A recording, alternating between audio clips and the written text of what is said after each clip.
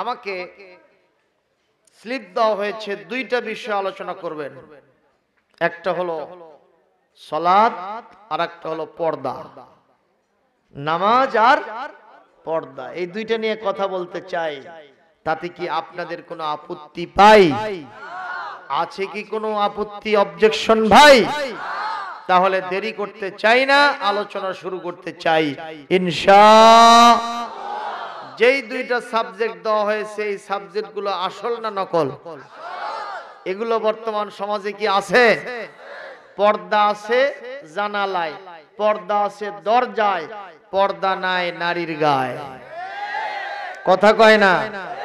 নামাজ আছে ইমামের, নামাজ আছে মুয়াজ্জিনের, নামাজ আছে মসজিদের মুতাওয়াল্লির, নামাজ আছে হুজুরের, নামাজ আছে হাফেজের, নামাজ আছে কোরআনের বক্তার, কিন্তু নামাজ নাই কন্ট্রাক্টরের, নামাজ নাই ড্রাইভারের, নামাজ নাই নেতা খেতার, নামাজ নাই অফিসারের, নামাজ নাই কৃষকের, নামাজ নাই ব্যবসায়ীর।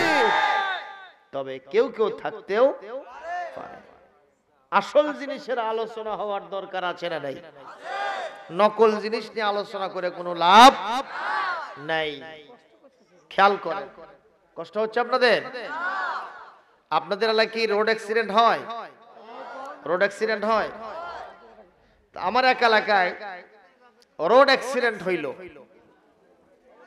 রাস্তার ভিতরে গাড়ি দুর্ঘটনায় পড়লো। তো সেখানে একটা লোক মারা গেছে। কি হয়েছে?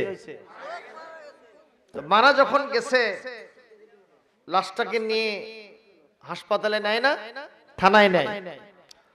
তারপরে সেটা পোস্টমর্টেম কাটাকাটি হয়। পোস্টমর্টেম করে আগের জামানায় ছিল লাশটা এরকম তালাই দিয়ে পেঁচায়া ভ্যান গাড়িতে করে বাসায় পাঠায় দেয়। কথা কি ঠিক?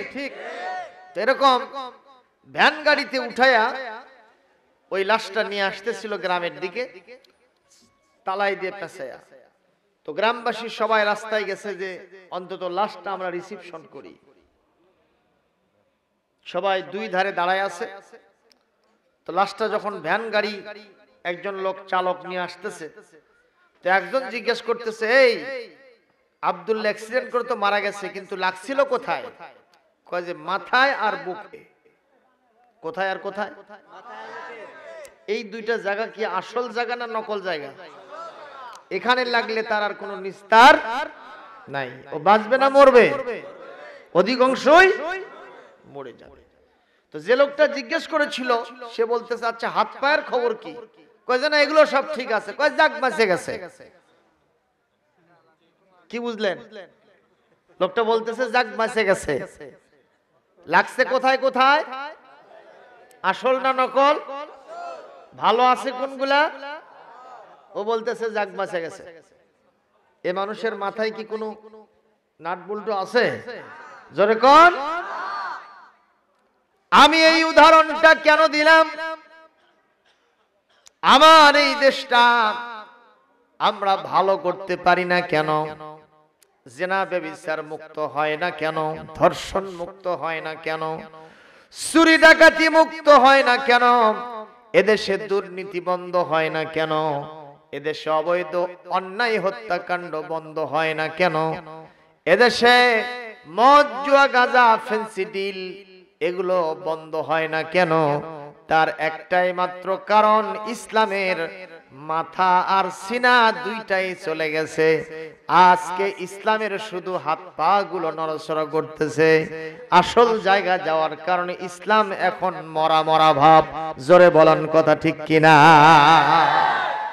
আবু সালমান, আজকে আমি আপনাদের সামনে আলোচনা করতে চাই বিশ্বনবী জনাবে মুহাম্মদ রাসূলুল্লাহ সাল্লাল্লাহু আলাইহি ওয়াসাল্লাম পাক জবানে বুখারী মুসলিম সহ সমস্ত হাদিসের কিতাবে বলেছেন, বুনিয়াল ইসলাম আলা খামসিন, ইসলামের একটা ঘর তোলা হয়েছে পাঁচটা খুঁটির উপরে। ইসলাম যদি একটা ঘর হয়, এই ঘরটা দাঁড়ায়ছে কয়টা খুঁটির উপরে? আরো জোরে? জোরে হলো না? সবাই বলেন আরো জোরে। এবার থামেন। এই যে আমি মিছিল করলাম, এতে কি আপনারা মন খারাপ করলেন? আমি যখন আসতেছিলাম, মেঘাই থেকে যখন আসতেছিলাম, তখন আমার নৌকাটা নিচে ঠেকে গেছিল, তার মানে চরে আটকে গেছে। 2 ঘন্টা নৌকার মধ্যে ছিলাম, নৌকা নড়েও না চড়েও না। এই আজকে টাটকা খবর আপনাদের বলতেছি। যখন নৌকাওয়ালা সর্বশেষে বলল, যদি আপনারা যাত্রীগণ না নামেন তাহলে আমার নৌকা এখানেই থাকবে। কায়দা না বেকায়দা? আমি হুজুর সাহেব তার মধ্যে আছি না নাই? আমি জীবনে নৌকাত বেশি চড়ি নাই, অল্প 2-1 চান্স হয় বছরে। আমি যদি ওই ভরা যমুনা নদীর ভিতরে নামি, আমার খবর আছে না নাই? আমি মাথা নিচু করে চুপ করে থাকলাম। কিছু কিছু ভাইরা বলল, যাক হুজুর ওয়াজ করতে যাচ্ছে, ওনাকে ছাড় দিয়ে দিলাম। ওনারা সবাই নামলেন। নামার পরে যখন সবাই বলতেছে মারো টান, আরো জোরে, জোরছে মারো, সবাই মারো। এই যে হেইয়ো মারতেছে, তাতে কি শক্তি বাড়ে না কমে? আরো জোরে। যারা হেইয়ো বলল, আমি দেখলাম ওই যেখানে নৌকাটা ঠেকে গিয়েছিল সেখান থেকে আস্তে করে সরে, যেখানে ঠিক মতো পানি আছে ওই জায়গায় নৌকাটা চলে আসলো। অল্প সময় চালায়া আমরা এই পাশে নাটোয়ার পাড়ায় পৌঁছে গেলাম। কে পৌঁছায় দিলেন? আরো জোরে। মুসলমান, এই যে আমি মিছিল করলাম আপনাদেরকে নিয়ে, জিনিসটা মনে থাকবে, নচেত আগামীকাল একজন জিজ্ঞেস করবে বগুড়া থেকে বক্তা আসছিল, কি ওয়াজ করলো? কয় গুড়া। বগুড়ার বক্তা কি ওয়াজ করছে? কয় গুড়া। মানে কিছুই হয়নি, বগুড়ার ব উঠে গেছে। ব উঠে গেলে কি থাকে? মানে আপনি কিছুই বলতে পারবেন না। আর আমি মিছিল করলাম, জিনিসটা আপনার ব্রেনের ভিতরে গ্রথিত হলো। আগামীকাল কেন 1 বছর পর্যন্ত, সারা জীবন পর্যন্ত মনে থাকবে, বগুড়ার এক বক্তা এসে ওয়াজ করছিল 5 দফা কর্মসূচি। জোরে কোন কয় দফা? 1 নম্বর হচ্ছে নবীজি বলেছেন, বুনিয়াল ইসলাম ওয়ালা খামসিন, ইসলামের ঘরটা উঠেছে কয়টা খুঁটির উপরে? 1 নম্বর খুঁটির নাম হলো লা ইলাহা ইল্লাল্লাহু মুহাম্মাদুর রাসূলুল্লাহ সাল্লাল্লাহু। এটা হলো 1 নম্বর খুঁটি। এইটা ছাড়া স্বামী স্ত্রীর মধ্যে সম্পর্ক পয়দা হয়? কথা কয় না? হয়। স্বামী বলবে, আমি অমুকের মেয়েকে বিয়ের প্রস্তাব দিলাম, এত টাকা মহারণায় আওয়াজ, এত নগদ, এত বাকি। তারপরে প্রস্তাবটা নিয়ে মেয়ের কাছে যাওয়া হয়। মেয়ে যদি কবুল করে তাহলে সে ছেলেকে বলা হয়, তোমার প্রস্তাব অমুকে গ্রহণ করছে, এখন তুমি তাকে আবার কি করো? স্ত্রী হিসেবে কবুল করো। এই যে মাঝখানে বলা হলো কবুল অথবা কাবিলতু অথবা কবুল করিলাম। আজকে আমরা যারা ইসলামের মধ্যে দাখিল হয়েছি, আমরা যখন পড়ে নিব মনে প্রাণে বিশ্বাস করে, লা ইলাহা ইল্লাল্লাহু মুহাম্মাদুর রাসূলুল্লাহ সাল্লাল্লাহু, এটা গ্রহণ করার সাথে সাথে আমাদের প্রত্যেকের নাম হবে ইমানদার, আমাদের নাম হবে মুসলমান। সুবহানাল্লাহ। এর আগে আপনি যে ধর্মে ছিলেন সেটাতেই থাকবেন, এটা পড়া ছাড়া কখনো ইসলামের ভিতরে দাখিল হওয়া যাবে। এখন কোন স্বামী কোন স্ত্রীকে গ্রহণ করার পরে বাড়িতে আসার পর একটা রাত্রি যাপন করলো, পরের দিন সকালবেলা যদি বলে, এই যে আমার পাঞ্জাবিটা একটু ময়লা হয়েছে, এটা একটু কেচে দিও, স্ত্রী যদি বলে যে না, আমি তো শুধু বলেছিলাম কবুল করিলাম, আমি তো শুধু বলেছিলাম কবুল, তার মধ্যে তো পাঞ্জাবি ধোয়ার কথা নাই, কথা কয় না? আছে? তোমার বাড়িতে ভাত রান্না করতে হবে, এ কথা তো এর ভিতরে নাই। আমি তোমার ভাত রান্না করতে পারবো না, আমি তোমার কাছে শয়ন করতে পারবো না, আমি তোমার ঘর গোছাতে পারবো না, আমি তোমার কাপড় কাচতে পারবো না, এ কথা যদি কোনো বিবি বলে মেনে নেওয়া যাবে? আরে ভাই কথা কন্যাকে মেনে নেওয়া যাবে? মুসলমান, আমি আপনি যখন কালেমা পড়ে ইকরার করলাম, স্বীকার করলাম, আল্লাহ পাকের বান্দাদের মধ্যে আল্লাহর গোলামিতে লিপ্ত হয়ে গেলাম, আল্লাহ পাকের ওই সমস্ত গণ্ডির ভিতরে যখন মুসলমান হিসেবে প্রবেশ করলাম, সঙ্গে সঙ্গে আমার উপরে দায়িত্ব হলো এক নম্বর দায়িত্ব হলো ইকামিস সালাহ। এক নম্বর দায়িত্ব, আপনি এখন ইসলাম যদি গ্রহণ কোন হিন্দু করে, যদি কোনো বৌদ্ধ, কোনো খ্রিস্টান, কোনো আর্য, কোনো শিখ এই মুহূর্তে যদি ইহুদি খ্রিস্টান যারা আছে যদি ঈমান গ্রহণ করে, এই লোক যেহেতু এখনো ঈশান নামাজের সময় বাকি আছে, ওরে ঈশান নামাজ পড়ার দরকার আছে না নাই? জোরে কোন আছে না নাই? আমার নবীজি তার জীবনের সবচেয়ে বেশি যে বিধানটা ইমপ্লিমেন্ট করেছেন, বাস্তবায়ন করেছেন, সেই বিধানের নাম হলো সালাত আদায় করা, নামাজের বিধান প্রতিষ্ঠিত করা। মারহাবা বলে। আল্লাহর নবী নামাজে ডাকতেন, সাহাবীদের ভিতরে মুয়াজ্জিন বানায়া, ইন্টারন্যাশনাল ট্র্যাডিশনাল মুয়াজ্জিন বানায়া, সেই সাহাবীর নাম হলো কালো সাহাবী। ওই সাহাবীর চাইতে কালো সাহাবী, কালো মানুষ পৃথিবীতে আজ পর্যন্ত আছে বলে আমাদের জানা নাই। একটা ব্ল্যাক ডায়মন্ড যার নাম হলো বেলাল হাবশী রাদিয়াল্লাহু তাআলা আনহু। বেলালের চেহারাটা ছিল কালো, কিন্তু অন্তরটা ছিল অত্যন্ত ভালো। আমার আল্লাহ পাক বাহিরের চেহারা চান না, অন্তর চান। আরো জোরে সবাই বলেন। এই জন্য আমার দেশে বলে জাতের মেয়ে কালো, জাতের মেয়ে কালো, চেহারাটা পূর্ণিমার চাঁদের মতো, ওই মৌসুমের মতো, অথবা ওই সমস্ত পপি ম্যাডাম, তারপরে আর কি আছে, শাবনূর আছে, আর যেগুলো আছে এগুলোর মতো চেহারা, অথবা হুর পরীদের মতো চেহারা, কিন্তু অন্তরটা কালো। স্বামী বাড়িতে না থাকলে ও মনে হয় আনন্দ উৎসবে মেতে ওঠে। যত পরকীয়া প্রেম ওই মেয়ের দ্বারা সংগঠিত হয়, এরকম ব্যাপার স্যাপার আছে না নাই? এই মেয়েকে নিয়ে তার স্বামী, এই স্ত্রীকে নিয়ে তার স্বামী কখনো মজা পাবে? কথা বলেন, মজা পাবে? রাসূলুল্লাহ বলেছেন, আল মারআতু বিলা হায়াইন কাত্তুআমি বিলা মিলহান। যে খাবারে লবণ মিশাতে হয়, ওই খাবারে যদি কেউ লবণ না দেয়, ওই খাবার যেমন পেস লাগে, ওই খাবার ভিতরে যেমন স্বাদ পাওয়া যায় না। যে নারীর হায়া নাই, লজ্জা নাই, শরম নাই, পর্দা নাই, পুশিদা নাই, এই নারীকে নিয়ে তার স্বামী কোনো মজা পাবে? কথা সোজা না বাঁকা? জোরে কোন সোজা না বাঁকা? প্রিয় ভাইরা আমার, এই জন্য বিশ্ব নবী সাল্লাল্লাহু আলাইহি ওয়াসাল্লামের সাহাবীদের ভিতরে হযরত বেলালের মর্যাদা বেশি না কম? দেখেন বেলালকে ওরা ভালোবাসতেছে না। কাফেররা কয় মুহাম্মদ এমন একজনকে মুয়াজ্জিন বানাইছে যার চেহারাটা কালো। কি কথা শুনতেছেন আপনারা? ওই কাফের লিডাররা ওরা এক জায়গায় বসে থেকে আড্ডা দিচ্ছে। বিশ্বনবী তখন হযরত বেলালকে মসজিদ হারাম, কাবা শরীফের মুয়াজ্জিন বানাইছেন। কি বানাইছেন? কাকে বলেন, বলেন কাকে? হযরত বেলালকে মুয়াজ্জিন বানাইছেন। তো এইটা না শুনে সঙ্গে সঙ্গে ওই নেতারা বসে থেকে, একটা আপনাদের এলাকায় ওই যে বসে থেকে আড্ডা দেয় না গ্রামের লোকেরা, ওই জায়গাটাকে কি বলে? যেখানে বসে আমাদের দেশে বলে মাসাং। মাসাং ওই যে বাঁশ কেটে বাতা বানায়া টং, এই টঙে বসে ঢং করতেছে।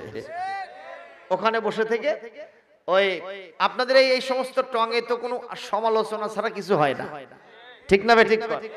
একজনে বলতেছে শুনছো কি? কই সলিমুদ্দির বেটা বলে এমএ পাস করলো। কয় কি মনে করে এমএ পাস করা তুই সোজা?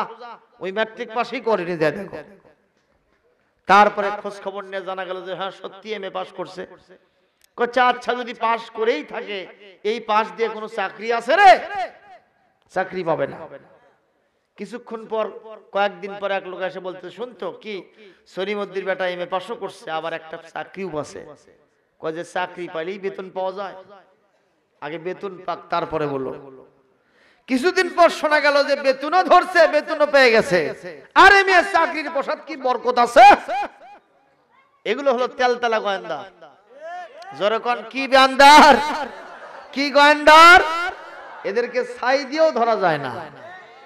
এরকম তেলতেলা গোয়েন্দার আপনাদের দেশে আছে না নাই?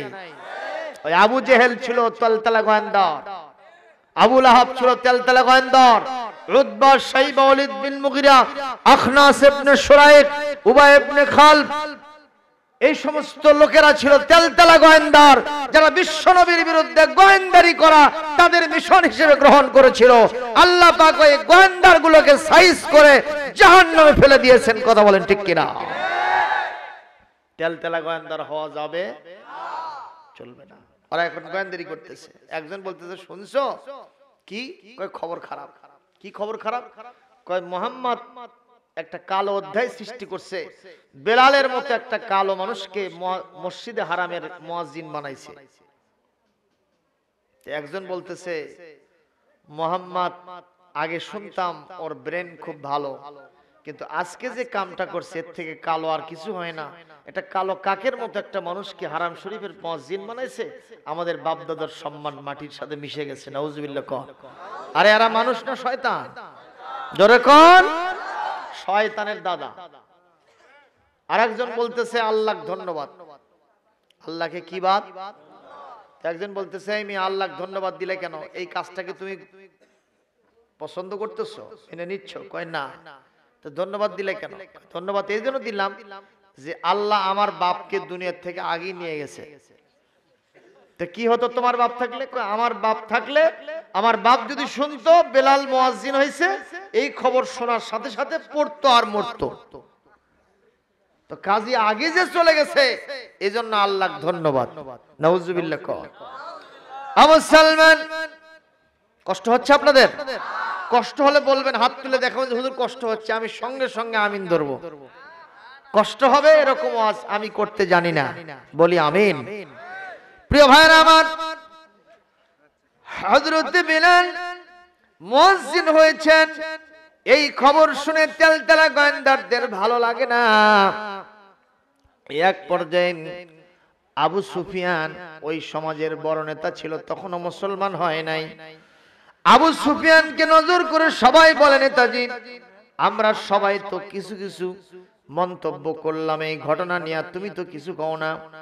আবু সুফিয়ান বলতেছে দ্যাটস এনাফ, তোমরা যা যা আলোচনা করেছো বেলাল সম্পর্কে এটাই যথেষ্ট, আমি এ বিষয়ে কিছু কমেন্ট করতে চাই না, কোনো মন্তব্য করতে চাই না। বলে কেন? বলে শোনো, আমি অতীতে মুহাম্মাদের কোন সিদ্ধান্তের ব্যাপারে রাতের অন্ধকারে দিনের আলোতে প্রকাশ্য কিংবা গোপনে যত সমালোচনা করেছি, যত আলোচনা করেছি, ওই কাবার মালিক আল্লাহ পাক কেমনে যে জানে মুহাম্মাদের কাছে ফাঁস করে দেয় আর আমার বিরুদ্ধে আয়াত নাজিল হয়। মারহাবা কোন? আজকে যদি মুহাম্মদ ওই বেলালকে মসজিদে নববী, মসজিদে হারামের মুয়াজ্জিন বানাইছে, এই ব্যাপারটা যদি আজকে আমি মন্তব্য করি, এর বিরুদ্ধে কোনো সমালোচনা করি, ওই কাবার মালিক, আরশের মালিক আল্লাহ জানবে, আর মুহাম্মাদের বন্ধু আল্লাহ পাক মুহাম্মাদের কাছে সেটা ফাঁস করে দেবে। আজকে বিজয়, মক্কা বিজয় হয়ে গেছে, এই দিনে আমার জন্য বড় সমস্যা হয়ে যাবে। আমি কিছুই মন্তব্য করতে চাই না। জবাব দেন, মন্তব্য করা হলো কি হলো না? হলো কি হলো না? কে জানলেন? আরো জোরে। আমরা এখানে বসে থেকে কে আল্লাহ আল্লাহ বলতেছি, কে সুবহানাল্লাহ বলতেছি, কে আমিন বলতেছি, কে জানেন? আরো জোরে কোন? আল্লাহ পাক হলেন সামিউম বাসীর। কে এখানে ওয়াজ শুনতেছে আর কে বিভিন্ন জায়গায় তেলতেলা গোয়েন্দারি করতেছে? এই মাহফিলের সময় অনেকে অনেক জায়গায় বসে বসে তেলতেলা গোয়েন্দারি করতেছে কিনা? আর আপনারা এখানে কার পক্ষে গোয়েন্দারি করতেছেন? আল্লাহ পাক এটা জানেন কি দেখেন না? জানেনও দেখেনও, উভয়টাই আল্লাহ করেন। আমি আপনি হলাম সামিউন। সামিউন শব্দের অর্থ হলো শুধু শ্রোতা, যেটা জোরে বলে সেটা আমাদের কান ভালো থাকলে আমরা শুনতে পাই, কিন্তু আমার আল্লাহ হলেন সামিউন। আমাদেরটা হলো ইসমে ফাইল আর আল্লাহটা হলো ইসমে ফাইল মুবালাগা, আলেমরা বোঝে। এর মানে হলো মহাশ্রোতা, টুন্নুস করে একটু কথা বললেও, আওয়াজ না করলেও আমার আল্লাহ পাক সে কথাটাও শুনতে পায়। জোরে কোন মারহাবা। আবু সালমান, আল্লাহ পাক শুনলেন বেলাল সম্পর্কে মন্তব্য। এইবার তিনি কোরআন কারীমের ওই 26 নম্বর পারা, সূরার নাম সূরাতুল হুজুরাত, আয়াত নম্বর হলো 13 নম্বর আয়াত নাজিল করে দিলেন। আয়াতটা কি তেলাওয়াত করব? তেলাওয়াত করার সাথে সাথে একজনও চুপ থাকবেন না, জোরে আল্লাহু আকবার বলতে হবে। রাজি আছেন না নাই? আল্লাহ পাক বলছেন, ইয়া আইয়ুহান নাসু ইন্না খালাকনাকুম মিন যাকারিন ওয়া উনসা ওয়া জাআলনাকুম শুউবান ওয়া ক্বাবাইলা লিতাআরাফু ইন্না আকরামাকুম عند الله أتقاكم إن الله عليم خبير।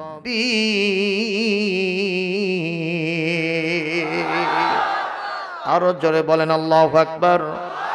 আল্লাহ রাব্বুল আলামিন বলেন, নবী হ্যাঁ, বিলাল মুয়াজ্জিন হইছে, একটা কালো মানুষ, বংশমর্যাদা নাই, একটা কেনা গোলাম হাবশি বিলাল আমার কালো মানুষ মুয়াজ্জিন হইছে।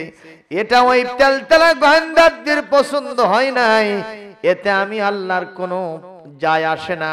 কে বিলাল কি পছন্দ করলো আর করলো না, আমার বেলালের টাকা পয়সা বংশমর্যাদা উঁচু সিয়ার যদি নাও থাকে, আমার বেলালের চেহারা সুরত যদি ভালো না থাকে, আমি আল্লাহ ঘোষণা করলাম এই পৃথিবীতে শুধু চেহারা হলেই হবে না, আমি আল্লাহর কাছে সবচাইতে বেশি মর্যাদার অধিকারী, সবচাইতে বেশি অনারেবল, সবচেয়ে বেশি সুন্দর ওই ব্যক্তি যার মধ্যে আমার তাকওয়া সবচাইতে বেশি আছে, আমার ভয় বেশি আছে। ওই তেলতেলা গোয়েন্দারদের চেহারা সুরত টাকা পয়সা সিয়ার থাকতে পারে, কিন্তু ওদের মধ্যে তাকওয়া নাই। আমার বেলালের অন্তরটা আমার তাকওয়া দিয়ে ভরা, এজন্য পৃথিবীর সব মানুষের চাইতে আমার বেলালের মর্যাদা আমার কাছে বেশি। নবী হ্যাঁ, আপনি যে সিদ্ধান্ত নিয়েছেন, আপনার সিদ্ধান্তের সাথে আমি সম্পূর্ণ একমত। জোরে কর আল্লাহু আকবার। মুসলমান জবাব দিবেন, সাদা কালোর ব্যবধান দূর করেছেন কে? কোরআন এবং আমার বিশ্ব নবী সাল্লাল্লাহু আলাইহি ওয়াসাল্লাম। সাদা মানুষ কালো মানুষের মধ্যে কোনো পার্থক্য নাই, আমির ফকিরের মধ্যে কোনো পার্থক্য নাই, আশরাফ আতরাফের মধ্যে কোনো পার্থক্য নাই, ধনী গরিবের মধ্যে কোনো পার্থক্য নাই। এই পার্থক্য যিনি দূর করে দিয়েছেন, আওয়াজ দিয়ে মহব্বতের সাথে আবার বলবেন তিনি কে? আরো জোরে হচ্ছে মানেন, সবাই বলেন জিকিরে ফিকিরে তাকবীরে স্লোগানে আরো জোরে লিল্লাহি তাকবীর। আলহামদুলিল্লাহ। দাও খোদা দাও আবার আমায় বেলাল দারাজ দিল, দাও খোদা দাও আবার আমায় বেলাল দারাজ দিল, দাও আলীর মতো বীর সেনানি জাগাতে নিখিল, দাও খোদা দাও আবার আমায় বেলাল দারাজ দিল, হামজাকে দাও ঘরে ঘরে জীবন দিতে অকাতরে, আমার কাবাব ভাঙতে এলে আবার কাবাব ভাঙতে এলে পাঠাও আবাবিল, দাও খোদা দাও আবার আমায় বেলাল দারাজ দে। একটু জোরে কে মারহাবা দেওয়া গেল না? আমি তো মমতাজ ম্যাডামের মতো, মমতাজ ম্যাডামের মতো, এন্ড্রু কিশোরের মতো, মনির খানের মতো ওই সমস্ত বেবি নাজদিন আর আপনাদের এই কাজীপুরের সন্তান কনক চাপা, কথা কয় না, আমি তো তাদের মতো গান গাই মাহবা বাহবা পেতে চাই না, টাকা পেতে চাই না। এই মনসিন কিস নাউজুবিল্লাহ কনক চাপা ম্যাডাম এসে যদি একটা গান গাইতো, হাউলা হাল ছাড়তো, পতি সোল ছাড়তো, কথা কয় না? ওরা পঙ্গু পালের মতো ছুটে আসতো, নিচে খড় বিছানো লাগতো না, ওপরে চান্দা দেওয়া লাগতো না, কোনো খিচুড়ির ব্যবস্থার দরকার ছিল না। সারা রাত ধরে কোন দিক দিয়ে হা করে থাকবে, মশা ঢুকবে আর বের হবে ও টের পাবে না। পিছনের রাস্তা দিয়া বাতাস গেল না, ঢুকলো তাও টের পাবে না। কথা বলেন ঠিক না বেঠিক? এমন কি ম্যাডাম একটা গাইবে আর বলতে থাকবে ওয়ান মোর, আরো চাই আরো চাই। কথা কোন? শুধু তাই নয়, 500 হাজারের করকরা নোট ওই যুবক রিক্সা চালায়া, ভ্যান চালায় কামাই করে নিয়ে আসছে, নৌকা চালায় কামাই করে নিয়ে আসছে, নর্তকীর পায়ের নিচে ফেলে দিত। কথা বলতে হবে ঠিক না বেঠিক? অথচ ওই সমস্ত গান আমার আল্লাহ পছন্দ করে, আমার রসুল ভালোবাসে, ইসলাম সমর্থন করে। ওই সমস্ত গান গাইলে আর শুনলে ইমান বাড়ে না কমে? আর কোরআনের গান, সাহাবীদের গান শুনলে ইমান বাড়ে না কমে? এজন্য কিছুই চাই না। আমি আব্দুল সালাম সবার কণ্ঠে কণ্ঠ মিলায়, তালে তাল মিলায়া একটু জোরে সরে বলবেন মারহাবা। আরো জোরে, জোরে হলো না? সবাই বলেন মারহাবার সাইজ হলো, এর থেকে জোরে হবে? হবে? আস্তে করে মারহাবা, আরো আস্তে। আলো আলো। আজকে কি রোজা ছিলেন আপনারা? 30শে রমজান ছিল নাকি আজকে? খাওয়া দাওয়া করে এসেছেন তো? প্রিয় ভাইরা, হযরতে বেলালকে দিয়ে বিশ্বনবী আজান দেওয়াতেন। সুবহানাল্লাহ কোন? বেলালের আজান আর আমাদের আজান, দুই আজান কি একই আজান? আজও সেই কোরআন আছে, হাদিস আছে, সেই মানার মানুষ নেই। আজও সেই কোরআন আছে, হাদিস আছে, সেই মানার মানুষ নেই। আজানের রেওয়াজ আছে আগের মতো, কথা কয় না? আজানের রেওয়াজ আছে আগের মতো, বেলালের মতো সেই, বেলালের মতো সেই রূহ নেই, বেলালের মতো সেই রূহ নেই। আজও সেই কোরআন আছে, হাদিস আছে, সেই মানার মানুষ নেই। ঠিক কিনা? বিশ্বনবীর সময় হযরত বিলাল একদিন অসুস্থ ছিলেন। হেকায়েতের কিতাবের ভিতরে, ইতিহাসের ভিতরে পাওয়া যায় হযরত বেলাল অসুস্থতার কারণে রাসূলুল্লাহর থেকে ছুটি নিয়েছেন। আজকে উনি মসজিদে নববীর মিম্বারে দাঁড়ায় আজান দিতে পারেন নাই, অন্য আরেকজন সাহাবী আজান দিয়েছেন।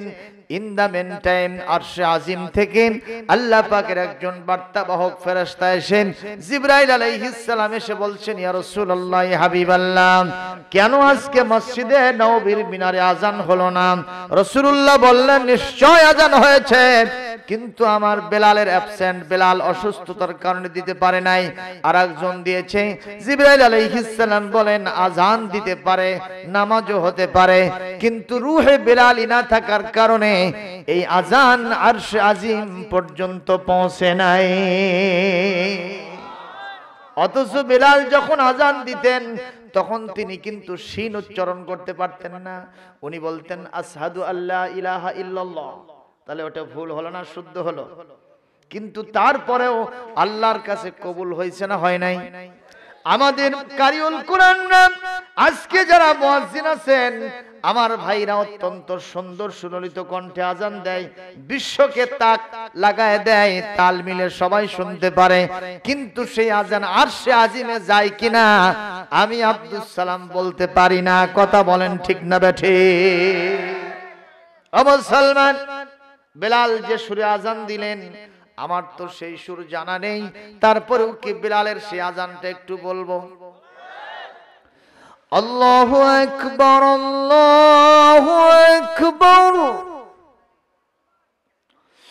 আল্লাহু আকবার, আল্লাহু আকবার। আশহাদু আল্লা ইলাহা ইল্লাল্লাহ,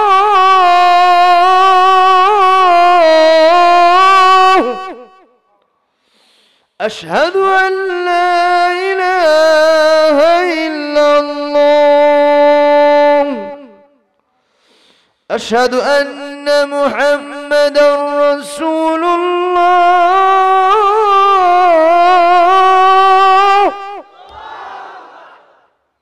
এই পর্যন্ত বিলাল এসেছেন, যেই বলেছেন আশহাদু আন্না মুহাম্মাদার রাসূলুল্লাহ, আমি সাক্ষ্য দিচ্ছি নিশ্চয় মুহাম্মদ আল্লাহর প্রেরিত পুরুষ রাসূল।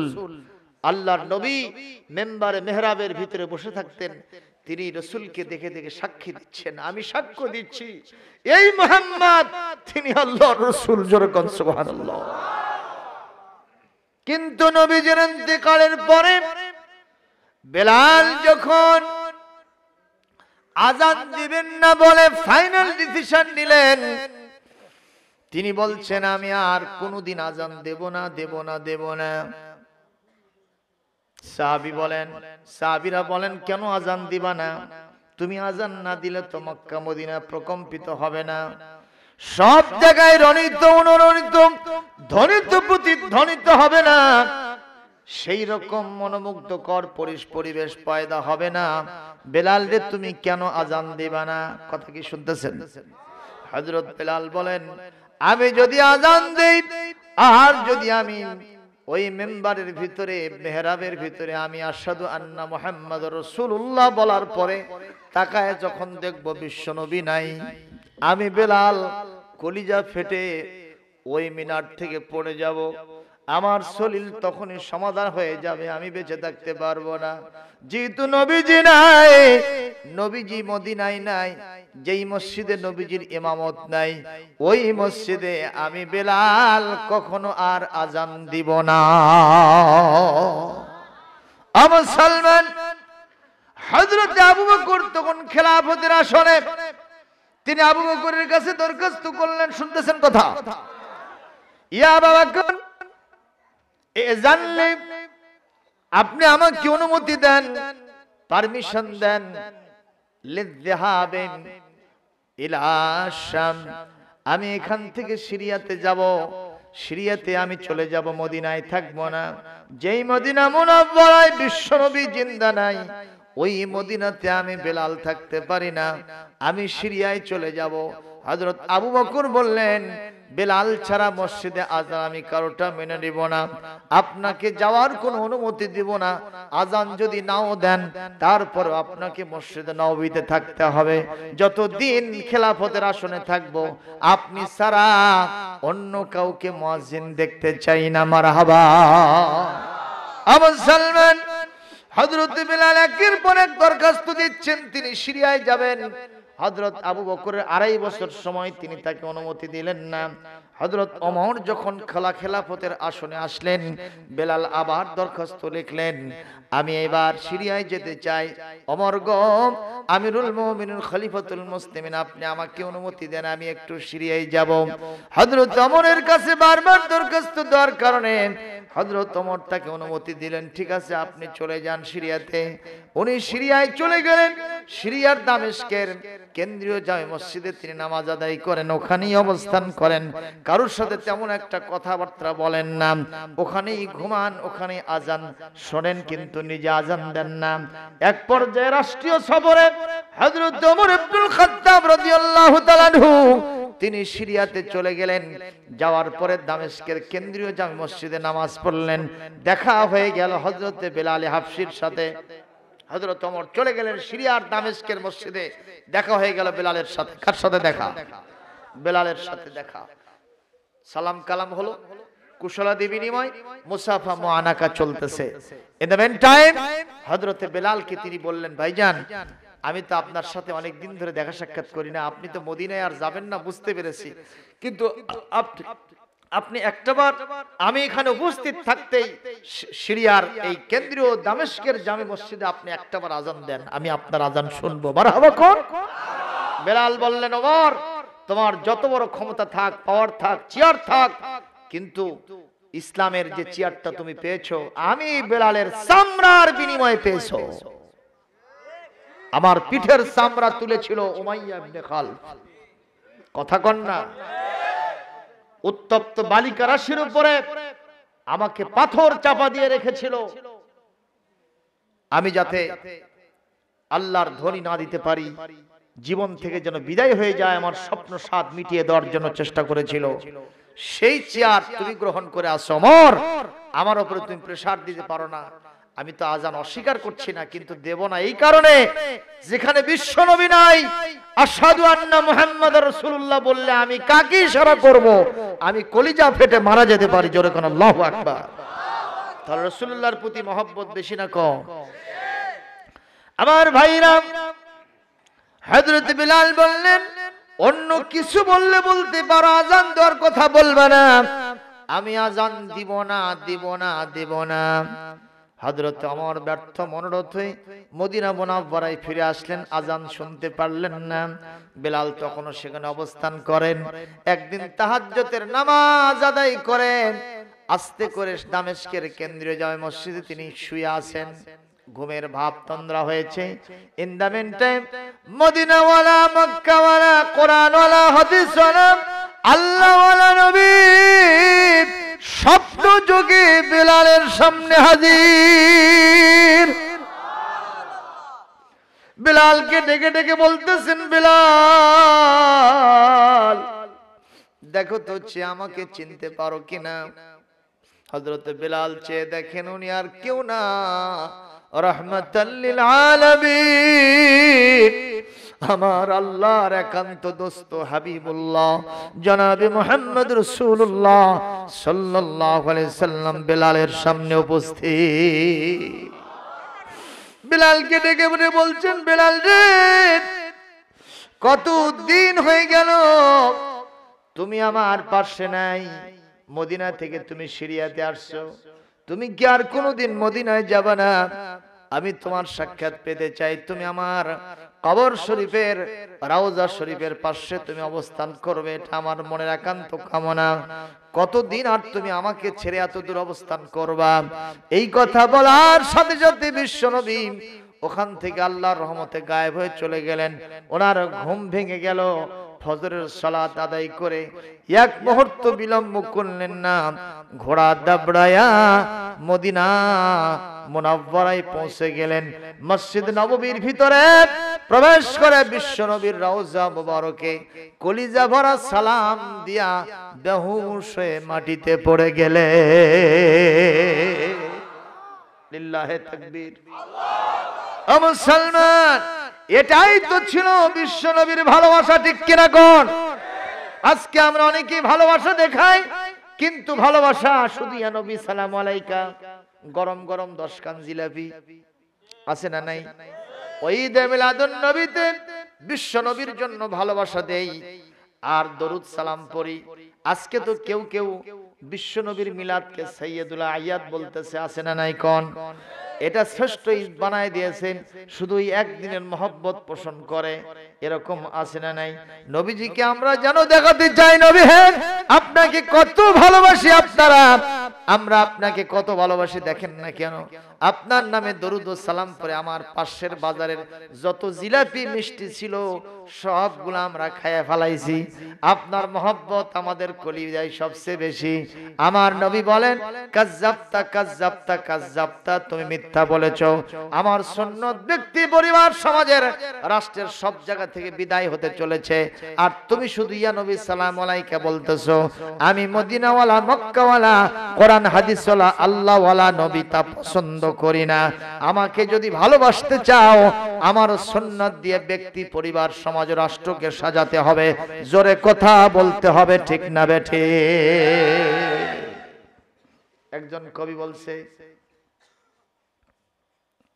নবীজির ওই কথা কইয়া, নবীজির ওই কথা কইয়া সবাই কান্দে, কিন্তু নবীর সমাজ গড়ার কাজে শত দ্বন্দ্ব মনে বাজে।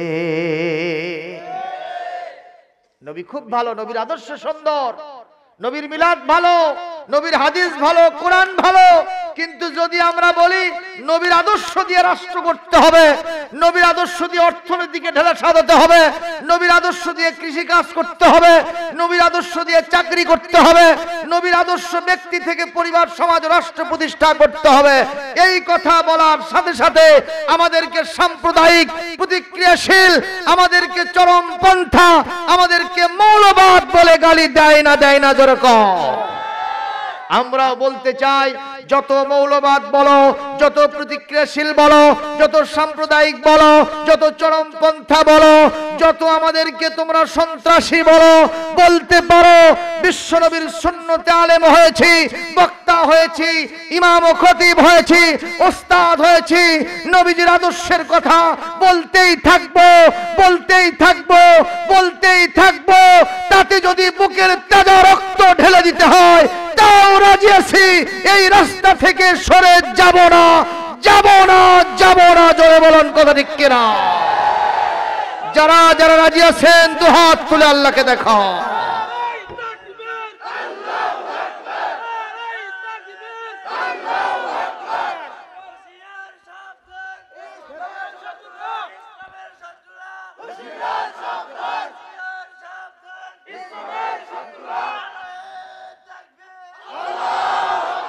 কারণ হলো আল্লাহ রাব্বুল আলামিন কোরআনে কারীমের 3 নম্বর সূরা, এখানে আল্লাহ পাক 3 নম্বর পারার ভিতরেই ইরশাদ করেছেন, আয়াত নম্বর এখানে 30 নম্বর 31 নম্বর আয়াতে আল্লাহ কি বলেন শুনেন, কুল ইন কুনতুম তুহিব্বুনাল্লাহ ফাত্তাবিউনি يحببكمullah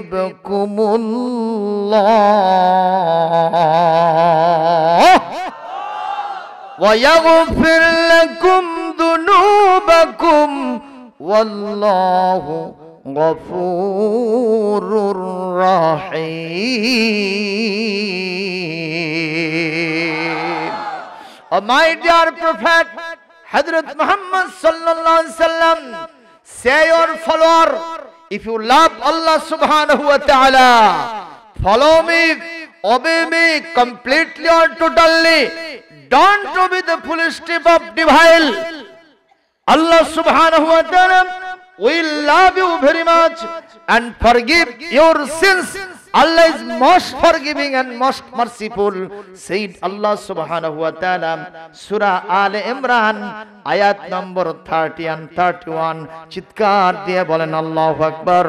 আল্লাহ তাআলা বলেন, নবী হে, আপনি আপনার অনুসারীদেরকে বলে দেন, তোমরা যদি আল্লাহর ভালোবাসা পেতে চাও, আমি নবীকে ব্যক্তি, পরিবার, সমাজ এবং রাষ্ট্রের সব জায়গায় মেনে নাও, আল্লাহ ভালোবাসা দিবেন, তোমাদের জীবনের সব গুনাহ খাতা মাফ করে দিবেন।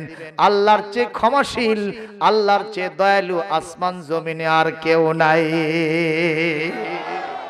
সুবহানাল্লাহ কোন, সুবহানাল্লাহ কোন? ও মুসলমান, আমি কি কোন দলের বিরুদ্ধে বললাম?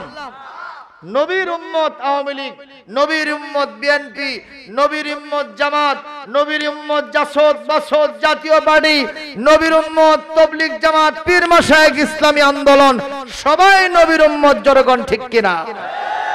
নবীর আন্দোলনের পক্ষে, নবীর সুন্নতের পক্ষে সবাইকেই থাকিতে হইবে, কোনো ছাড় নাই।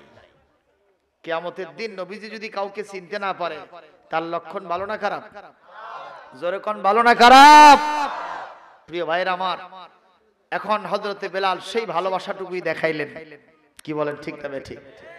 ওই জন্য কবি বলছে, ওই নবীজির ওই কথা কইয়া সবাই কান্দে, কিন্তু নবীর সমাজ গড়ার কাজে শত দ্বন্দ্ব মনে বাজে। নবীর নামে দরুদ পড়ি, নবীর নামে গড়াগড়ি মসজিদের ভেতরে, বাইরে তারে মানতে না রে সংসার ও সমাজে, তিনি হলেন আল্লাহ রসুল এমনটি কি সাজে, কিন্তু নবীর সমাজ গড়ার কাজে শত দ্বন্দ্ব মনে বাজে। নবীর কথা শুনতে ভালো, নবীজির বক্তব্য, নবীজির আদর্শ ভালো, নবীর কথা শুনতে ভালো, বক্তৃতার বিবৃতিতে সবাই বলতে পারে। সে আদর্শে ব্যক্তি জীবন রাষ্ট্র গড়ার কাজে, পিত্ত জলে স্যাঁত করে বকে আজে বাজে, কিন্তু নবীর সমাজ গড়ার কাজে শত দ্বন্দ্ব মনে বাজে। মারহাবা দেন আরো জোরে।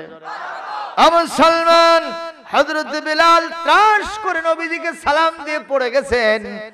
এই দৃশ্য দেখে হাজার হাজার সাহাবী চলে আসছেন, এসে বিলালের মাথায় পানি ঢালায়া বিলালকে সুস্থ করে আল্লাহর রহমতে সুস্থ করে তুলেছেন। সবাই এসে বলতেছেন, বিলাল ভাই ও রাসূলুল্লাহর জলিলুল কদর সাহাবী, তাকওয়াবান সাহাবী বিলাল রে, মুয়াজ্জিন সাহাবী রে বিলাল, তুমি আরেকটা বার আযান দাও।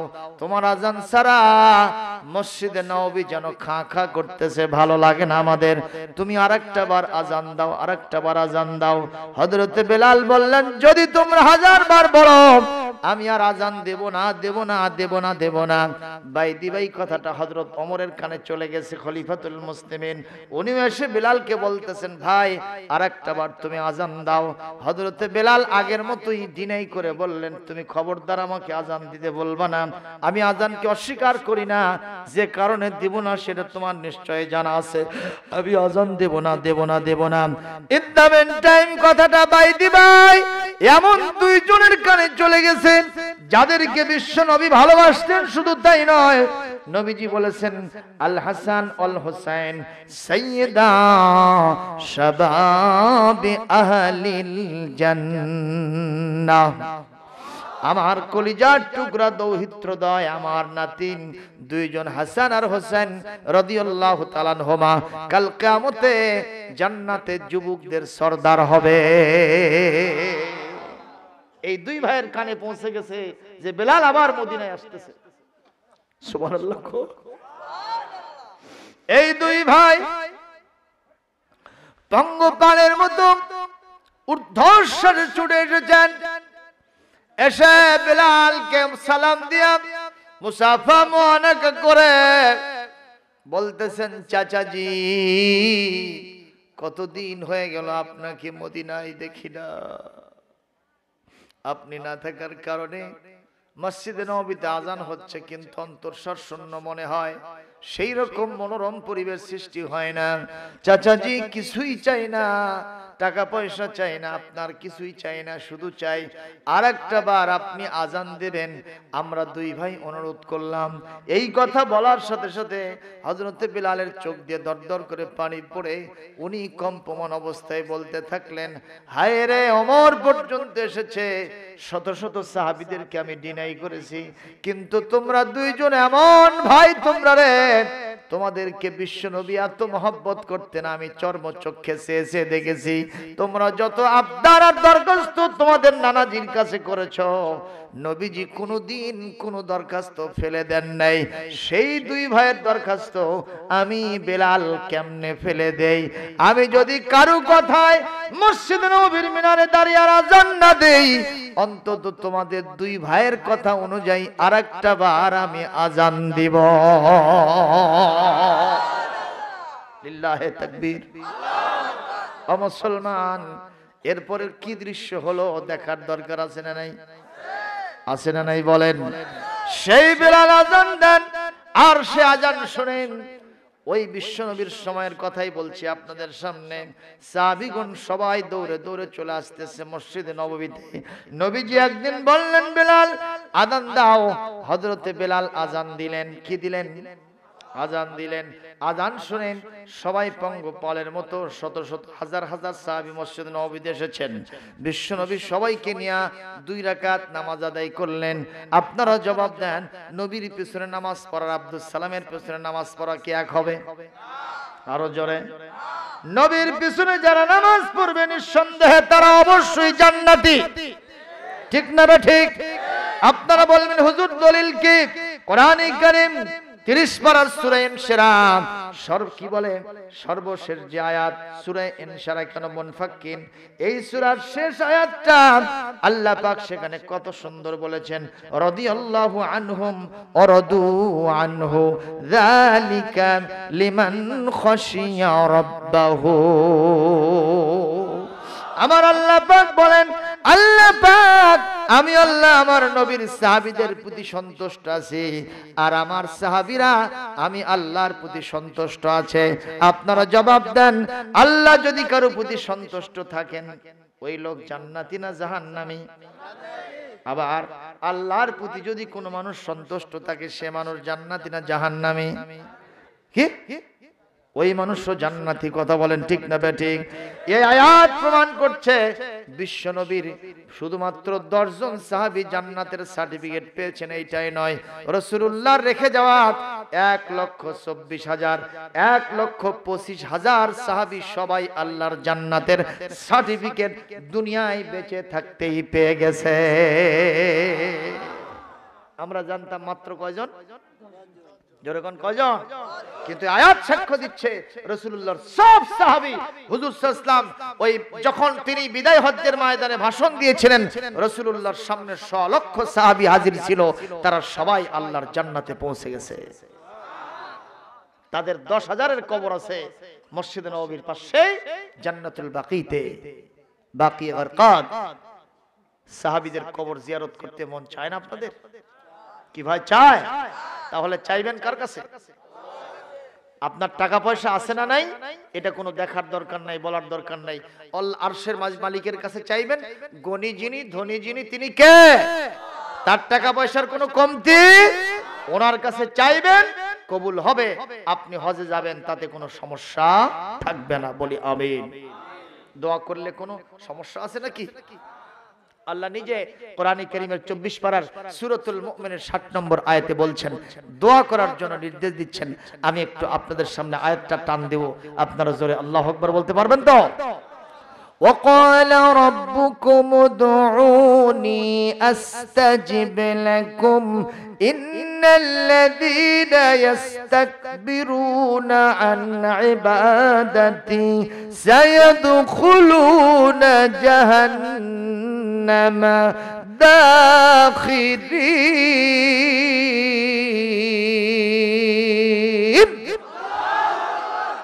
আল্লাহ পাক বলছেন, ওয়াকাল রাব্বুকুম উদউনি আস্তাজিব লাকুম, তোমাদের রব তোমাদেরকে বলেছেন তোমরা তোমাদের রবকে ডাকো, আমি আল্লাহকে ডাকো, তোমার ডাকতে দেরি হবে, আমার দোয়া কবুল করতে দেরি হবে না। সুবহানাল্লাহ, জোরে কোন। আবার আমাদের দেশে এরকম মতপার্থক্য আছে না নাই? কেউ কয় যে হ্যাঁ দোয়া করলে ঠিক দোয়া করা যাবে, কিন্তু হাত তোলা যাবে না। এরা মানুষ নাকি শয়তান? জোরে কোন এরা কি? যে নেতার সিরিয়াল নম্বর নাই, দেখা যাবে যে দল ক্ষমতায় আছে সেই দলের ম্যানিফেস্টোর ভিতরে, গঠনতন্ত্রের ভিতরে হয়তোবা যেই দলের যেই নেতার কোনো সিরিয়াল নম্বর নাই সেই নেতার কাছে গিয়ে ওই সমস্ত হুজুররা, ওই সমস্ত লোকেরা দেখবেন ওই জাতীয় লোকেরা এরকম হাত পাতে থাকে, হুজুর কিছু দেন। কথা কয় না, কথা কয় না। আর যিনি রাজা ধীরাজ, ধনীদের ধনী, যার ধনের কোনো কমতি হয় না, লাম তানফাদ খাজাইনুহু মামলুয়াতুন তাবাকাল আফাকা সুলতানা, জরকান আল্লাহু আকবার। যে আল্লাহর ধন ভান্ডার সদা পরিপূর্ণ থাকে, যা দেন আবার পরিপূর্ণ হয়ে যায়, সে আল্লাহর কাছে হাত তুলতে অবজেকশন থাকবে? জরকান অবজেকশন আছে? আপনার কাছে একটা ফকির আসছে কিছু চাইতে, ফকির এসে বলল ভাই আমাকে 10টা টাকা দেন। আচ্ছা, আপনি টাকা দেওয়ার জন্য পকেটে হাত দিয়েছেন, কিন্তু শীতের সময় তো ও প্যান্টের পকেটের মধ্যে হাত দিয়ে এরকম কাঁপতেছে, বলতেছে ভাই 10টা টাকা দেন। আপনি টাকা বের করে চুপ করে হাত নিয়ে বসে আছেন, কিন্তু ওর হাতটা কার ভিতর? কথা কয় না। দুইটা প্যান্টের পকেটের মধ্যে হাত দিয়া ওই বাবু সেজে বসে আছে। আপনি বলবেন হ্যাঁ টাকা নাও, ও বলতেছে তুমি দাও। টাকা দিতে চাচ্ছেন কিন্তু নেওয়ার জন্য কি বাড়াই নাই? আপনার মন কি চাইবে টাকা দিতে? আপনি বলবেন তুই বাবুগিরি দেখা, তুই বাবুগিরি দেখাতে থাক, আমি চম্পট দিলাম। কতক্ষণ ঠিক না ঠিক? একটা মানুষ যদি হাত পাতা না পাতলে, একটা মানুষের দিল যদি আকৃষ্ট হয়ে অর্থ না দেয়, সাহায্য না দেয়, মহান রাজা ধীরাজ আল্লাহ সুবহানাহু ওয়া তাআলার কাছে হাত না পাতলে আল্লাহর রহমতের দরিয়ায় জোশ মারে না। কথা বলেন ঠিক না ঠিক? এই জন্য দোয়া যেমন করতে হবে, হাতও তুলতে হবে কার কাছে? এইভাবে সিনা বরাবর হাত তুলবো আমরা। ইবনে মাজার একটা হাদিসের ভিতরে হাত তোলার ব্যাপারে স্পষ্ট হাদিস এসেছে, যেরকম আল্লাহু আকবার। প্রিয় ভাইরা আমার, মন খারাপ করতেছেন আপনারা? বেলালের আযান শুনে সবাই মসজিদে নববীতে হাজির হয়ে গেছেন। বেলাল রাদিয়াল্লাহু তাআলা আনহু আযান হয়ে গেল, সবাই আসলো। বিশ্বনবী সবাইকে নিয়ে 2 রাকাত নামাজ পড়লেন। কয় রাকাত? নামাজ পড়ে সাহাবীদের সামনে তিনি দাঁড়িয়ে গেলেন, বললেন বাবা আলআন আনা আখতুবু খুতবাতান বালিগাতান ওয়াজিজাতান সামিনাতান। আমি এই মুহূর্তে তোমাদের সামনে একটা গুরুত্বপূর্ণ নাতি দীর্ঘ অত্যন্ত ছোট সংক্ষিপ্ত একটি ভাষণ দিব, অথচ সার গর্ব ভাষণ। এই ভাষণের চাইতে মূল্যবান ভাষণ আর হতে পারে না। জোরে কোন সুবহানাল্লাহ। শুধু তাই নয়, আমি এখন ভাষণ দেব তোমাদের সামনে, বিদায়ী ভাষণ। আমি এর পরে পৃথিবীতে আর নাও থাকতে পারি, আর কোন ভাষণ আমার নাও হতে পারে। বলেন তো, রাসূলুল্লাহ যখন বলেছেন আমি বিদায়ী ভাষণ দেব, তখন সাহাবীদের ভিতরে ক্রন্দন শুরু হয়েছে না হয়নি? কারণ রাসূলকে কেউ বিদায় দিতে চায়। যদি কেউ বিদায় দিতে চায়, বুঝতে হবে এ কাফেরদের আবু জেহেলের উত্তরসূরি। ঠিক না বা ঠিক কোন? এ ফেরাউন হামান সাদ্দাত নমরুদের উত্তরসূরি। ঠিক না বা ঠিক? আমরা চাই বিশ্বনবী তিনি আজকে কবর শরীফে চলে গেছেন, কিন্তু তার সুন্নতে নববীগুলো জিন্দা থাক। এগুলো দেখে আমাদের চক্ষু জুড়াবে, কলিজা ঠান্ডা হবে, বলি আমিন। আপনারা বলেন, যার মুখে দাড়ি নাই, মাথায় টুপি নাই, সুন্নতে লিবাস নাই, তারে দেখলে কি রাসূলের কথা মনে হয়? আল্লাহর কথা মনে হয়? তারে দেখলে কার কথা মনে হয়? শয়তানের কথা মনে হয়। ঠিক না ভাই ঠিক? কারণ এই দাড়িটা কার সুন্নত? আরে ভাই কথা কন। মাথায় টুপি দেই, পাগড়ি দেই, কার সুন্নত? লম্বা জামা পরি, কার সুন্নত? আর এগুলো যদি আমরা পরি, তখন এক শ্রেণীর লোকেরা কয় এটা তো টুপি নয়, এটা হলো কুমুর বড়ি। আপনাদের এলাকায় কুমুর বড়ি বানায় না? দেখেন নাই? মাসকলার ডাল দেখতে বানায় যে এরকম, ওটা কি বলেন আপনারা? কুমড়া বড়ি। এই যে এতটুকু করে বানায় না, ফুসকা। এই ফুসকা খাইতে ভালো লাগে না তরকারির সাথে দিতে? ওই বলে যে এটা কুমুর বড়ি পড়ছে। আর যখন যুব্ব পরি, এক শ্রেণীর লোকেরা কয় যে তৌরজাল। তৌরজাল মানে চতুর্দিকে ঘিরানো, এই জন্য কয় তৌরজাল পড়ছে। আবার কেউ কেউ কয় টুপি দেখলে দেখো দেখো টুপি, ধরো টুটি, দেখছো দাড়ি মারো বাড়ি। নাউজুবিল্লাহ। এগুলো রাসূলের সুন্নাত, এগুলোর সাথে তুচ্ছ তাচ্ছিল্য করার কোনো সুযোগ। কয়েকদিন আগে আলেম ওলামাদেরকে নিয়ে কিছু ছেলে পেলে আমরা দেখেছি, তাদের কুশপুত্তলিকে বানাইছে, তাদের ওই বিরাট একটা মূর্তি বানায়া তাদের ওই দাড়ির ভিতরে লাঠি ঢুকায় দিচ্ছে, দাড়ি পুড়ায় দিচ্ছে এবং জুব্বটা ছিঁড়ে ফেলতেছে, তাকে বাড়ে বাড়ে মারতেছে, আবার তাকে আগুন দিয়ে পুড়ে শেষ করে দিচ্ছে। এই দৃশ্য যখন আমি দেখেছি, একজন আলেম হয়তোবা তার স্লিপ অফ টার্ন, তার কথায় হয়তো কোনো একটি কথা বাঁকা পথে যেতেও পারে, হয়তোবা ভুল হতেও পারে, অথবা নাও পারে। তোমার কাছে ভুল মনে হচ্ছে, কিন্তু আমার আল্লাহ রাসূলের কাছে যদি শুদ্ধ মনে হয়, তুমি তখন কোথা যাওয়া? জোরে কোন ঠিক না ঠিক? আর এই কথা বলল জন্য তার মূর্তি বানায়া তাকে পুড়ে ফেলতে হবে, এই কথা কে বলেছে? এটা যদি তুমি করো, রাসূলুল্লাহর দাড়ির সাথে, রাসূলুল্লাহর টুপির সাথে, রাসূলুল্লাহর জুব্বার সাথে প্রহসন করা হবে, সুন্নতকে ইগনোর করা হবে। আর রাসূলুল্লাহর সুন্নতকে ইগনোর করলে রাসূলুল্লাহকে ইগনোর করা হবে, রাসূলুল্লাহকে তুচ্ছ-তাচ্ছিল্য করা হবে, রাসূলুল্লাহকে অপমান করা হবে। আর যে রাসূলুল্লাহকে অপমান করবে, দুনিয়া আখিরাতে তার নিস্তার নাই। আজ হোক কাল হোক, তার পতন হবেই হবে, কেউ বাঁচাতে পারবে না। জোরে কোন ঠিক না বেঠে? এই জন্য আমরা বলবো, হুজুরদের সাথে কেউ কখনো পাল্লা দিবেন না। জোরে বলেন ঠিক না ঠিক? হুজুরদের সাথে পাল্লা দেওয়ার কোনো সুযোগ, হুজুরদের মাথায় বুদ্ধি কে দিয়েছেন? কোরআন কারীম থেকে আমি দলিল দিচ্ছি। কোরআন কারীমের সূরা আম্বিয়ার 7 নম্বর আয়াত, সূরাতুন নাহলের 43 নম্বর আয়াত, এই দুইটি আয়াতে আল্লাহ পাক হুজুরদের ব্যাপারে কি বলতেছেন একটু ভালো করে শুনেন। তেলাওয়াতটা দিব, সঙ্গে সঙ্গে জোরে আল্লাহু আকবার বলবেন, পারবেন কিনা? দেখেন, ফাসআলু আহলাদ যিকরি ইন কুনতুম লা তা'লামুন।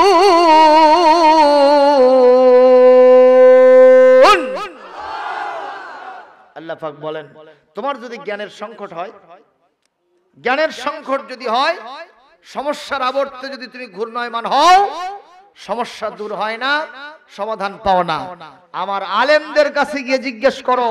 আমি কোরআন হাদিসের যে বিদ্যা আলেমদেরকে দিয়েছি, এই বিদ্যা দিয়ে তোমার সব সমস্যার সমাধান দিয়ে দেবে। জোরে কোন সুবহানাল্লাহ।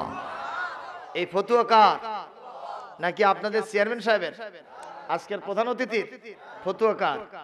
এই জন্য আলেমদের সাথে থাকবেন, আলেমদেরকে ভালোবাসবেন, আপনাকে ভালোবাসা দিবেন কে? প্রিয় ভাইরা, আলেমদের ব্যাপারে আমরা অনেক দোষ দেই। আমরা আলেমরা যদি সত্য কথা বলি, এটা তো আমরা জানি যে সুদ খায়, সুদের বিরুদ্ধে বললে তার ভালো লাগবে না। যে ঘুষ খায়, ঘুষের বিরুদ্ধে বললে তার ভালো লাগবে না। কথা কন না কেন? যে মদারু, জুয়ারু, ঘুষারু, সুদারু, মুসারু বড় বড় মোষ রাখে, হাসে না কান্দে বোঝা যায় না। মদ খাওয়ার সময় মোষ আলোক করে খায়। জিজ্ঞেস করলাম, মদ খাচ্ছ তো মোষ আলোক করছো কেন? কয় যে হুজুর হয়েছে ঠিকই, কিন্তু মশলা জানো না। কি মশলা? কয় মোষের পানি হারাম। অথচ ওই খায় কি? মদ খাচ্ছে আর মোষের পানি হারাম দেখতেছে। মানে বিষয়টা এমন, পরনে কাপড় নাই, টুপি মাথার দিয়ে বসে আছে। এরকম লোক আছে না নাই? প্রিয় ভাইরা আমার, কষ্ট হচ্ছে? খুবই নজর করে কথা শোনেন। আমি আপনাদের সামনে আলোচনা করছিলাম নবীজি সাল্লাল্লাহু আলাইহি ওয়াসাল্লাম এই মুহূর্তে তিনি নামাজ পড়ার পরে খুতবা দেওয়ার জন্য তিনি বসে গেছেন। ইন দা মেন টাইম ওই সাহাবীদের ভিতরে যখন শোনা গেল রাসূলুল্লাহর এটা বিদায়ী ভাষণ, এক একজন কেঁদে কেটে যার হয়ে যাচ্ছিলেন। আল্লাহ রাসূল খুতবা দিতে গিয়ে বললেন, ও আমার সাহাবীরা, আমার প্রাণের মুসাল্লিগণ, আমি আমার নবুয়তের 23টা বছর আপনাদের সামনে ছিলাম। কয় বছর? 23 বছর।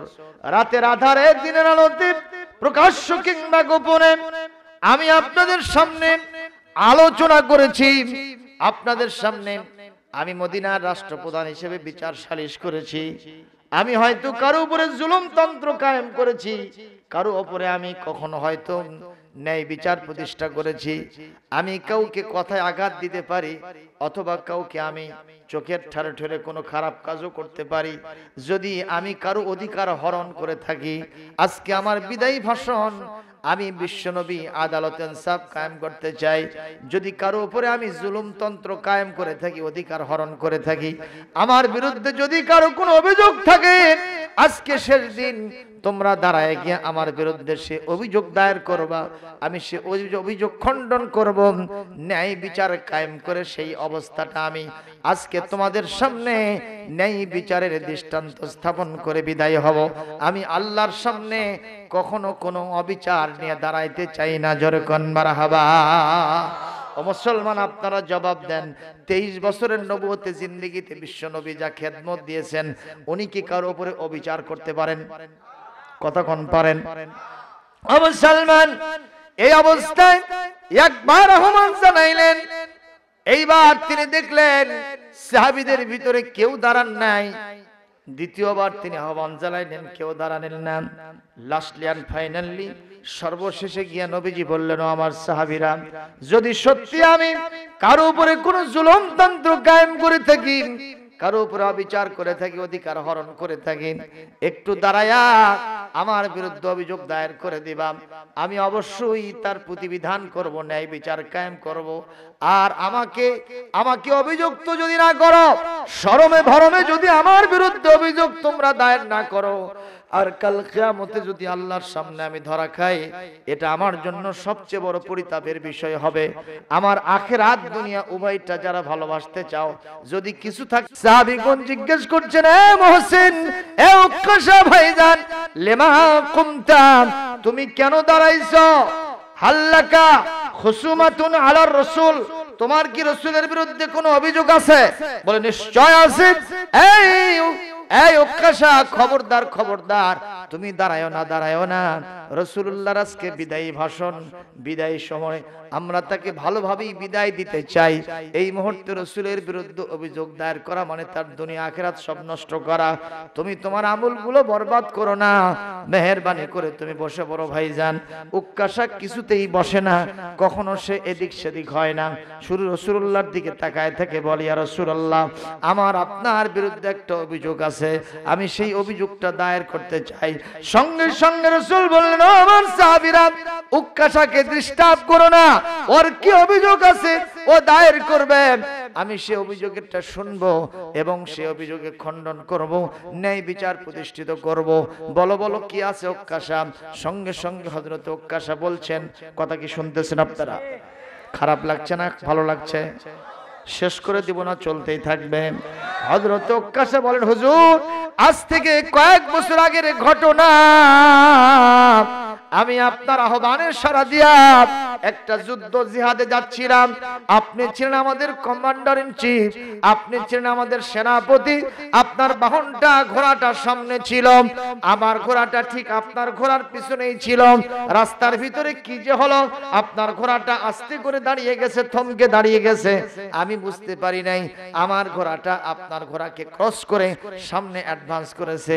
এটা দেখে আপনার হাতে একটা পান্টি ছিল, একটা ছড়ি ছিল, এই ছড়ি আর লাঠি দিয়া আপনি এত জোরে গুতা মেরেছিলেন, এই গুতাটা আমাকে মেরেছেন না আমার পাঁজরে মেরেছেন আমি বুঝতে পারলাম না। যদি ঘোড়াকেও মারতে চান, ঘোড়াকে লাগে নাই, ওই আঘাতটা আমার পাঁজরে লেগেছিল। আজ কয়েকটা বছর অতিবাহিত হলো, সেই আঘাতে জর্জরিত অবস্থা, আহত অবস্থায় আমি কাতরাতে থাকি। ইয়া রাসূলুল্লাহ, ইয়া হাবিবাল্লাহ, আমি দাঁড়াইতাম না। আপনি যখন 3 বার বলেছেন, যারা আমার দুনিয়া চাও, আমার আখিরাত ভালো চাও, তারা দাঁড়ায়া আমার বিরুদ্ধে অভিযোগ দায়ের করো। আমি এই জন্য দাঁড়াইছি, আমি আপনার দুনিয়াও ভালো চাই, আখিরাতও ভালো চাই। যদি ন্যায় বিচার প্রতিষ্ঠিত করতে চান জীবনের শেষ মুহূর্তে, তাহলে আমাকেও আপনার পাঁজরে আঘাত দিয়ে প্রতিশোধ নেওয়ার সুযোগ দিতে হবে। চিৎকার দিয়ে বলেন আল্লাহু আকবার। লিল্লাহে তাকবীর, লিল্লাহে তাকবীর।